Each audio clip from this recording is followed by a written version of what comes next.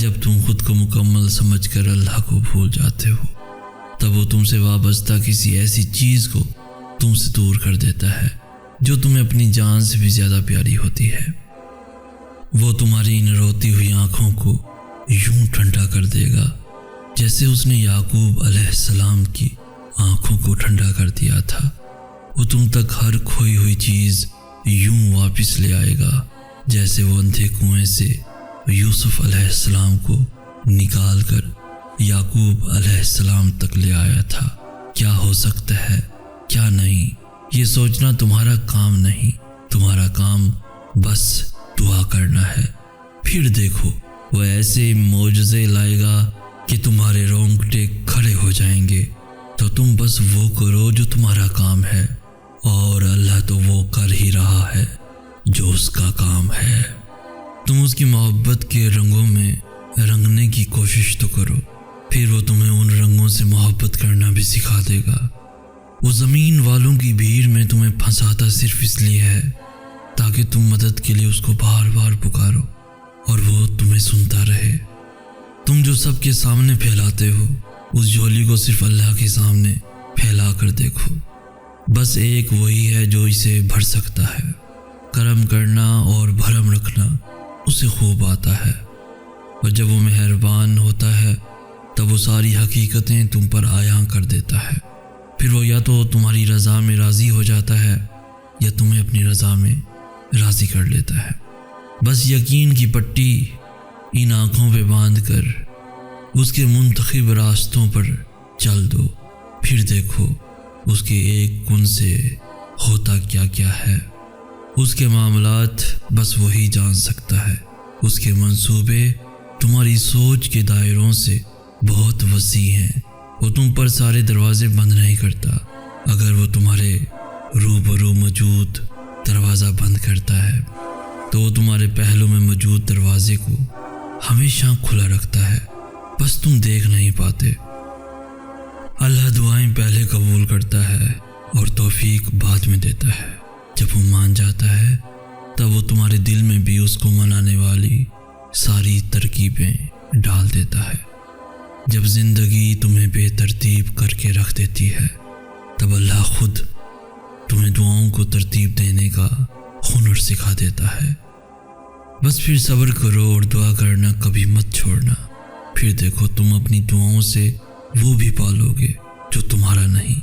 اور اگر یقین رکھتے ہو تو حالات سے نا امید مت ہو، کیونکہ معجزے یقین والوں کے لیے ہوتے ہیں اور معجزے روز ہوتے ہیں۔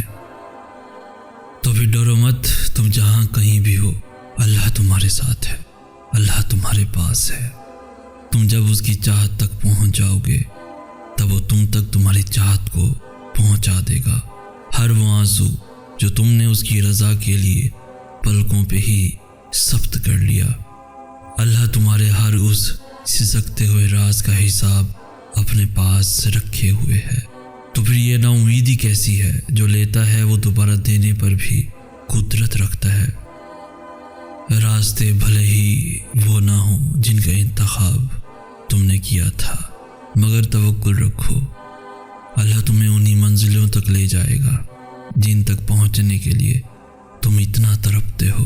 تمہاری ہر دعا تمہاری چاہت سے تمہارا ایک قدم کا فاصلہ کم کر دیتی ہے، اور ہو سکتا ہے جسے ناممکن سمجھ بیٹھے ہو اس سے صرف ایک قدم کا فاصلہ ہی باقی ہو۔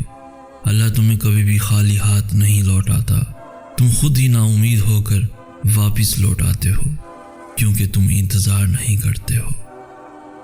وہ انتظار کے ذریعے تمہارا یقین آزماتا ہے کہ کیا اس کے ارادوں کو نہ سمجھنے کے باوجود بھی اس کے فیصلوں پر یقین رکھتے ہو۔ ممکن ہے کہ جو تم مانگ رہے ہو اسے ہی تمہارا مقدر لکھا گیا ہو، مگر اس کی ملنے کا وقت تمہارے سوچے ہوئے وقت سے مختلف ہو۔ بس کبھی کبھار وہ تمہیں اپنے قریب لانے کے لیے تمہاری سب سے پیاری چیز کو تم سے عارضی طور پر دور کر دیتا ہے۔ جس نے اس مٹھی کو بنایا ہی بھرنے کے لیے ہے، وہ اسے خالی بھی پھر کبھی نہیں رہنے دے گا۔ کبھی زندگی بھر کی ریاضتیں رائے گاں جاتی ہیں اور کبھی لمحے صدیوں کو جنم دے دیا کرتے ہیں۔ کبھی سمندر کی موجیں ساحل سے زندگی چھین کر لے جاتی ہیں، اور کبھی مچھلی پیغمبر کو ساحل پر زندہ اگل دیتی ہے۔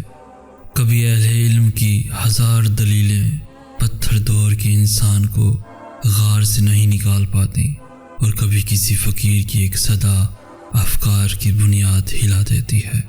مالک کائنات کے بھی اپنے ہی رنگ ہیں، اپنے ہی معاملات ہیں، جس کو چاہے جب چاہے جیسے چاہے نواز دے۔ اور جب صبر کرنے والے درد سے اللہ کو پکارتے ہیں تو وہ ان کے دلوں کو ٹھنڈا کر دیتا ہے اور انہیں ہر گھٹن سے آزاد کر دیتا ہے۔ تمہارا کام بس دعا کرنا ہے، اسباب وہ خود بناتا ہے، اور جلد ہی وہ تمہیں یوں خوش کر دے گا کہ تم پھر سے جی اٹھو گے۔